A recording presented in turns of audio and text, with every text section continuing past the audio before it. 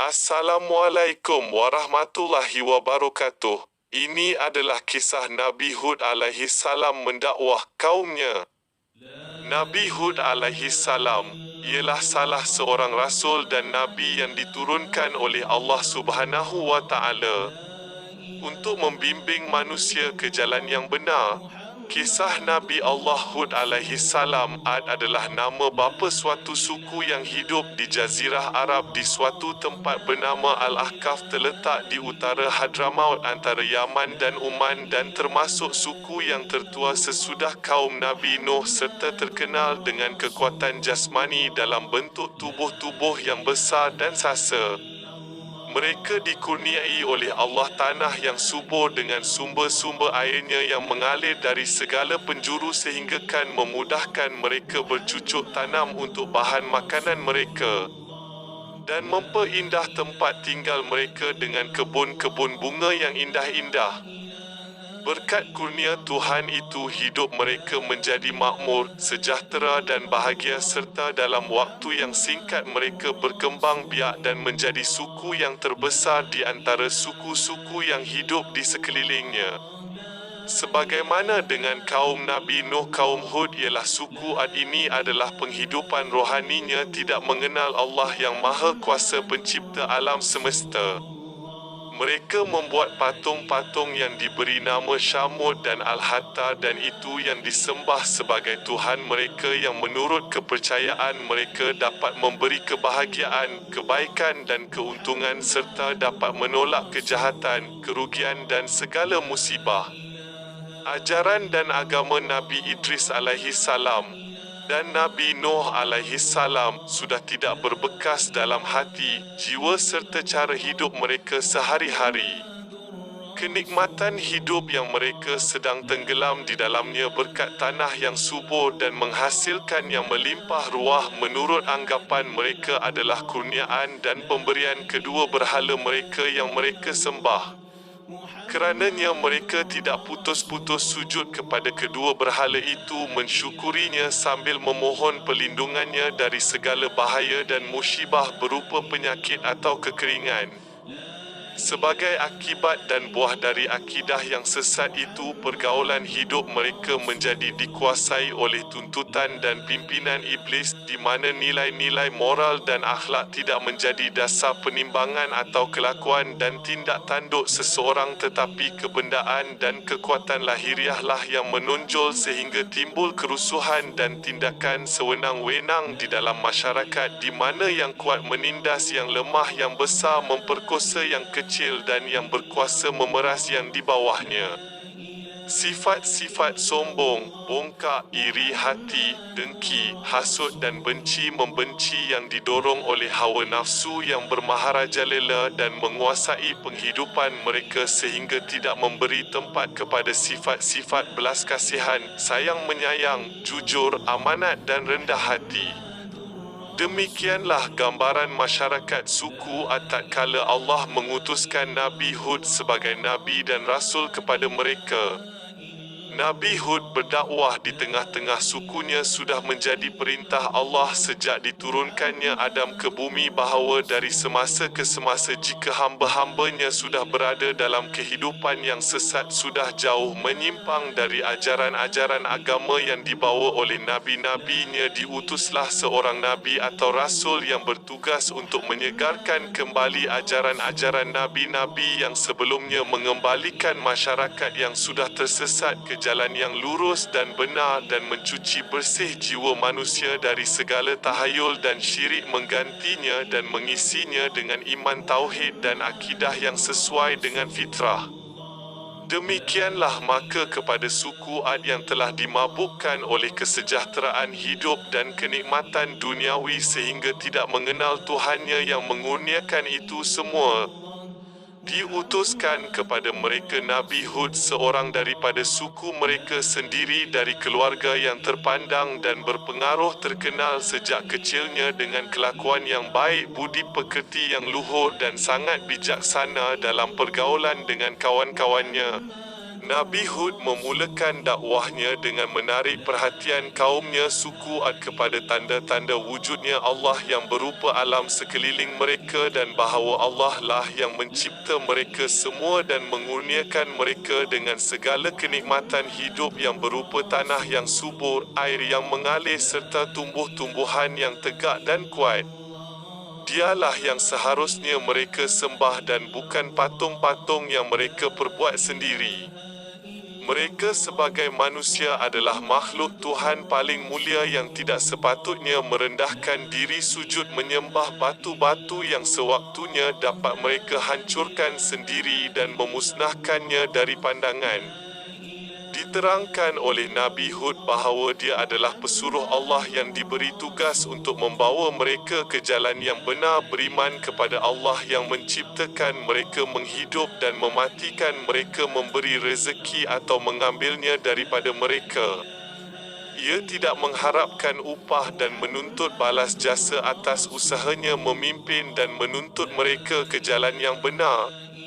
Ia hanya menjalankan perintah Allah dan memperingatkan mereka bahawa jika mereka tetap menutup telinga dan mata mereka menghadapi ajakan dan dakwahnya, mereka akan ditimpa azab dan dibinasakan oleh Allah sebagaimana terjadinya atas kaum Nuh yang mati binasa tenggelam dalam air bah akibat kebongkakan dan kesombongan mereka menolak ajaran dan dakwah Nabi Nuh seraya bertahan pada pendirian dan kepercayaan mereka kepada berhala dan patung-patung yang mereka sembah dan puja itu.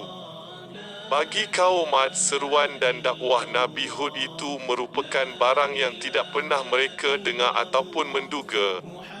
Mereka melihat bahawa ajaran yang dibawa oleh Nabi Hud itu akan mengubah sama sekali cara hidup mereka dan membongkar peraturan dan adat istiadat yang telah mereka kenal dan warisi dari nenek moyang mereka. Mereka tercengang dan merasa hairan bahawa seorang dari suku mereka sendiri telah berani berusaha merombak tata cara hidup mereka dan menggantikan agama dan kepercayaan mereka dengan sesuatu yang baru yang mereka tidak kenal dan tidak dapat mengertikan dan diterima oleh akal fikiran mereka.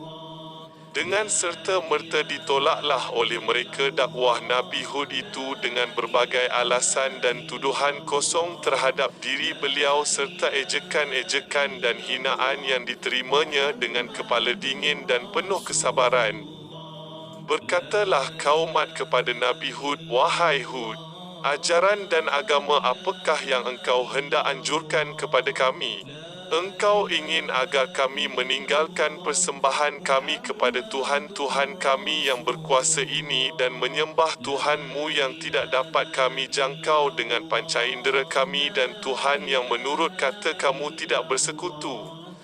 Cara persembahan yang kami lakukan ini ialah yang telah kami warisi dari nenek moyang kami dan tidak sesekali kami tidak akan meninggalkannya, bahkan sebaliknya engkaulah yang seharusnya kembali kepada aturan nenek moyangmu dan jangan mencederai kepercayaan dan agama mereka dengan membawa suatu agama baru yang tidak kenal oleh mereka dan tentu tidak akan direstuinya.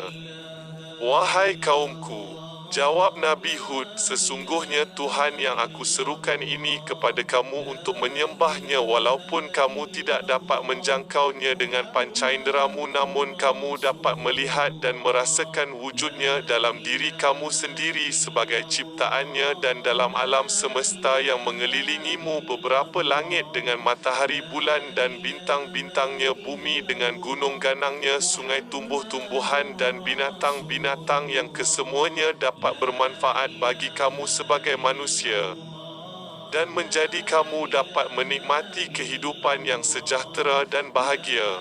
Tuhan itulah yang harus kamu sembah dan menundukkan kepala kamu kepadanya, Tuhan yang Maha Esa, tiada bersekutu, tidak beranak dan diperanakkan, yang walaupun kamu tidak dapat menjangkaunya dengan panca inderamu, dia dekat daripada kamu, mengetahui segala gerak-geri dan tingkah lakumu, mengetahui isi hatimu, denyut jantungmu dan jalan fikiranmu. Tuhan itulah yang harus disembah oleh manusia dengan kepercayaan penuh kepada keesaannya dan kekuasaannya dan bukan patung-patung yang kamu perbuat pahat dan ukir dengan tangan kamu sendiri kemudian kamu sembah sebagai Tuhan padahal ia suatu barang yang pasif tidak dapat berbuat sesuatu yang menguntungkan atau merugikan kamu. Alangkah bodohnya dan dangkalnya fikiranmu jika kamu tetap mempertahankan agamamu yang sesat itu dan menolak ajaran dan agama yang telah diwahyukan kepadaku oleh Allah Tuhan yang Maha Esa itu. Wahai Hud, jawab kaumnya, gerangan apakah yang menjadikan engkau berpandangan dan berfikiran lain daripada yang sudah menjadi pegangan hidup kami sejak dahulu kala dan menjadikan engkau meninggalkan agama nenek moyangmu sendiri bahkan sehingga engkau menghina dan merendahkan martabat Tuhan-Tuhan kami dan memperbodohkan kami dan menganggap kami berakal sempit dan berfikiran dangkal. Engkau mengaku bahawa engkau terpilih menjadi rasul pesuruh oleh Tuhanmu untuk membawa agama dan kepercayaan baru kepada kami dan mengajak kami keluar dari jalan yang sesat menurut pengakuanmu ke jalan yang benar dan lurus. Kami merasa hairan dan tidak dapat menerima oleh akal kami sendiri bahawa engkau telah dipilih menjadi pesuruh Tuhan. Apakah kelebihan kamu di atas seseorang daripada kami? Engkau tidak lebih tidak kurang adalah seorang manusia biasa seperti kami hidup, makan, minum dan tidur tiada bezanya dengan kami. Mengapa engkau yang dipilih oleh Tuhanmu? Sungguh engkau menurut anggapan kami seorang pendusta besar atau mungkin engkau berfikiran tidak sihat terkena kutukan Tuhan-Tuhan kami yang selalu engkau ejek, hina dan cemuhkan. Wahai kaumku, jawab Nabi Hud, aku bukanlah seorang pendusta dan fikiranku tetap waras dan sihat tidak kurang sesuatu pun dan ketahuilah bahawa patung-patungmu yang kamu pertuhankan itu tidak dapat mendatangkan sesuatu gangguan atau penyakit bagi badanku atau fikiranku. Kamu kenal aku, sejak lama aku hidup di tengah-tengah kamu bahawa aku tidak pernah berdusta dan bercakap bohong dan sepanjang pergaulanku dengan kamu tidak pernah terlihat pada diriku tanda-tanda ketidakwajaran pelakuanku atau tanda-tanda yang meragukan kewarasan fikiranku dan kesempurnaan akalku. Aku adalah benar pesuruh Allah yang diberi amanat untuk menyampaikan wahyu-Nya kepada hamba-hambanya yang sudah tersesat kemasukan pengaruh ajaran iblis dan sudah jauh menyimpang dari jalan yang benar yang diajar oleh nabi-nabi yang terdahulu kerana Allah tidak akan membiarkan hamba-hambanya terlalu lama terlantar dalam kesesatan dan hidup dalam kegelapan tanpa diutuskan seorang rasul yang menuntun mereka ke jalan yang benar dan penghidupan yang diredainya. Maka percayalah kamu kepadaku, gunakanlah akal fikiran kamu, berimanlah dan bersujudlah kepada Allah Tuhan seru sekalian alam Tuhan yang menciptakan kamu, menciptakan langit dan bumi, menurunkan hujan bagi menyuburkan tanah ladangmu, menumbuhkan tumbuh-tumbuhan bagi meneruskan hidupmu. Bersembahlah kepadanya dan mohonlah ampun atas segala perbuatan salah dan tindakan sesatmu agar dia menambah rezekimu dan kemakmuran hidupmu dan terhindarlah kamu dari azab dunia sebagaimana yang telah dialami oleh kaum Nuh dan kelak azab di akhirat. Ketahuilah bahawa kamu akan dibangkitkan kembali kelak dari kubur kamu dan diminta bertanggungjawab atas segala perbuatan kamu di dunia ini dan diberi ganjaran sesuai dengan amalanmu yang baik dan soleh mendapat ganjaran baik dan yang hina dan buruk akan diganjarkan dengan api neraka. Aku hanya menyampaikannya risalah Allah kepada kamu dan dengan ini telah memperingati kamu akan akibat yang akan menimpa kepada dirimu jika kamu tetap mengingkari kebenaran dakwahku. Kaum Ad menjawab, kami bertambah yakin dan tidak ragu lagi bahawa engkau telah mendapat kutukan Tuhan-Tuhan kami sehingga menyebabkan fikiran kamu kacau dan akalmu berubah menjadi sinting. Engkau telah mengucapkan kata-kata yang tidak masuk akal bahawa jika kami mengikuti agamamu akan bertambah rezeki dan kemakmuran hidup kami dan bahawa kami akan dibangkitkan kembali dari kubur kami dan menerima segala ganjaran atas segala amalan kami. Adakah mungkin kami akan dibangkitkan kembali dari kubur kami setelah kami mati dan menjadi tulang belulang? Dan apakah azab dan seksaan yang engkau selalu menakut-nakuti kami dan mengancamkannya kepada kami? Semua ini kami anggap kosong dan ancaman kosong belaka. Ketahuilah bahawa kami tidak akan menyerah kepadamu dan mengikuti ajaranmu kerana bayangan azab dan seksa yang engkau bayang-bayangkannya kepada kami. Bahkan kami menentang kepadamu, datangkanlah apa yang engkau janjikan dan ancamkan itu jika engkau betul-betul benar dalam kata-katamu dan bukan seorang pendusta. Baiklah, jawab Nabi Hud, jika kamu meragukan kebenaran kata-kataku dan tetap berkeras kepala tidak menghiraukan dakwahku dan meninggalkan persembahanmu kepada berhala-berhala itu, maka tunggulah saat tibanya pembalasan Tuhan di mana kamu tidak akan dapat melepaskan diri dari bencananya. Allah menjadi saksiku bahawa aku telah menyampaikan risalahnya dengan sepenuh tenagaku kepadamu dan akan tetap berusaha sepanjang hayat kandung badanku memberi penerangan dan tuntunan kepada jalan yang baik yang telah digariskan oleh Allah bagi hamba-hambanya. Pembalasan Allah atas kaum Ad. Pembalasan Tuhan terhadap kaum Ad yang kafir dan tetap membangkang itu diturunkan dalam dua peringkat.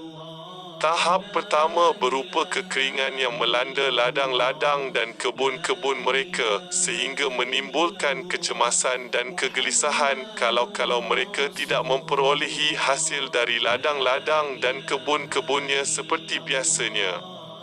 Dalam keadaan demikian, Nabi Hud masih berusaha meyakinkan mereka bahawa kekeringan itu adalah suatu permulaan seksaan dari Allah yang dijanjikan dan bahawa Allah masih lagi memberi kesempatan kepada mereka untuk sedar akan kesesatan dan kekafiran mereka dan kembali beriman kepada Allah dengan meninggalkan persembahan mereka yang batil, kemudian bertaubat dan memohon ampun kepada Allah agar segera hujan turun kembali dengan lebatnya dan terhindar mereka dari bahaya kelaparan yang mengancam. Akan tetapi mereka tetap belum mahu percaya dan menganggap janji Nabi Hud itu adalah janji kosong belaka. Mereka bahkan pergi menghadap berhala-berhala mereka memohon perlindungan dari musibah yang mereka hadapi. Tentangan mereka terhadap janji Allah yang diwahyukan kepada Nabi Hud segera mendapat jawapan dengan datangnya pembalasan tahap kedua yang dimulai dengan terlihatnya gumpalan awan dan mega hitam yang tebal di atas mereka yang disambutnya dengan sorak-sorai gembira kerana dikiranya bahawa hujan akan segera turun membasahi ladang-ladang dan menyirami kebun-kebun mereka yang sedang mengalami kekeringan. Melihat sikap kaum Ad yang sedang bersukaria itu, berkatalah Nabi Hud dengan nada mengejek, mega hitam itu bukanlah mega hitam dan awan rahmat bagi kamu, tetapi mega yang akan membawa kehancuran kamu sebagai pembalasan Allah yang telah kujanjikan, dan kamu tenanti-nanti untuk membuktikan kebenaran kata-kataku yang selalu kamu sangkal dan kamu dusta. Sejurus kemudian menjadi kenyataanlah apa yang diramalkan oleh Nabi Hud itu, bahawa bukan hujan yang turun dari awan yang tebal itu tetapi angin taufan yang dahsyat dan kencang disertai bunyi gemuruh yang mencemaskan yang telah merusakkan bangunan-bangunan rumah dari dasarnya, membawa berterbangan semua perabot-perabot dan milik harta benda dan melempar jauh binatang-binatang ternak. Keadaan kaum Ad menjadi panik, mereka berlari ke sana sini hilir mudik mencari perlindungan. Suami tidak tahu di mana isterinya berada dan ibu juga kehilangan anaknya, sedang rumah-rumah menjadi sama rata dengan tanah. Bencana angin taufan itu berlangsung selama 8 hari 7 malam sehingga sempat menyapu bersih kaum Ad yang bongkar itu dan menamatkan riwayatnya dalam keadaan yang menyedihkan itu untuk menjadi pengajaran dan ibrah bagi umat-umat yang akan datang. Adapun Nabi Hud dan para sahabatnya yang beriman telah mendapat perlindungan Allah dari bencana yang menimpa kaumnya yang kacau bilau dan tenang seraya melihat keadaan kaumnya yang kacau bilau mendengar gemuruhnya angin dan bunyi pohon-pohon dan bangunan-bangunan yang berjatuhan serta teriakan dan tangisan orang yang meminta tolong dan mohon perlindungan. Setelah keadaan cuaca kembali tenang dan tanah Al-Ahqaf sudah menjadi sunyi senyap dari kaum Ad, pergilah Nabi Hud meninggalkan tempatnya berhijrah ke Hadramaut di mana ia tinggal menghabiskan sisa hidupnya sampai ia wafat dan dimakamkan di sana di mana hingga sekarang makamnya yang terletak di atas sebuah bukit di suatu tempat lebih kurang 50 km dari kota Siwun dikunjungi para penziarah yang datang beramai-ramai dari sekitar daerah itu, terutamanya dan bulan Syaaban pada setiap tahun. Kisah Nabi Hud dalam Al-Quran. Kisah Nabi Hud diceritakan dalam 68 ayat dari 10 surah yang diantaranya adalah Surah Hud ayat 50 hingga 60, Surah Al-Mu'minun ayat 31 sehingga ayat 41, Surah Al-Ahqaf ayat 21 sehingga ayat 26 dan Surah Al-Haqqah ayat 6, 7 dan 8. Pengajaran dari kisah Nabi Hud alaihi salam. Nabi Hud telah memberi contoh dan sistem yang baik yang patut ditiru dan diikuti oleh juru dakwah dan ahli penerangan agama. Beliau menghadapi kaumnya yang sombong dan keras kepala itu dengan penuh kesabaran, ketabahan dan kelapangan dada. Ia tidak sesekali membalas ejekan dan kata-kata kasar mereka dengan serupa tetapi menolaknya dengan kata-kata yang halus yang menunjukkan bahawa beliau dapat menguasai emosinya dan tidak sampai kehilangan akal atau kesabaran. Nabi Hud tidak marah dan tidak gusar ketika kaumnya mengejek dengan menuduhnya telah menjadi gila dan sinting. Ia dengan lemah lembut menolak tuduhan dan ejekan itu dengan hanya mengata, "Aku tidak gila dan bahawa Tuhan-Tuhanmu yang kamu sembah tidak dapat menggangguku atau mengganggu fikiranku sedikit pun, tetapi aku ini adalah Rasul pesuruh Allah kepadamu dan betul-betul aku adalah seorang penasihat yang jujur bagimu menghendaki kebaikanmu dan kesejahteraan hidupmu dan agar kamu terhindar dan selamat dari azab dan seksaan Allah di dunia maupun di akhirat." Dalam berdialog dengan kaumnya, Nabi Hud selalu berusaha mengetuk hati nurani mereka dan mengajak mereka berfikir secara rasional, menggunakan akal dan fikiran yang sihat dengan memberikan bukti-bukti yang dapat diterima oleh akal mereka tentang kebenaran dakwahnya dan kesesatan jalan mereka. Namun hidayah itu adalah dari Allah, Dia akan memberinya kepada siapa yang Dia kehendakinya. Terima kasih atas tontonan anda. Assalamualaikum warahmatullahi wabarakatuh.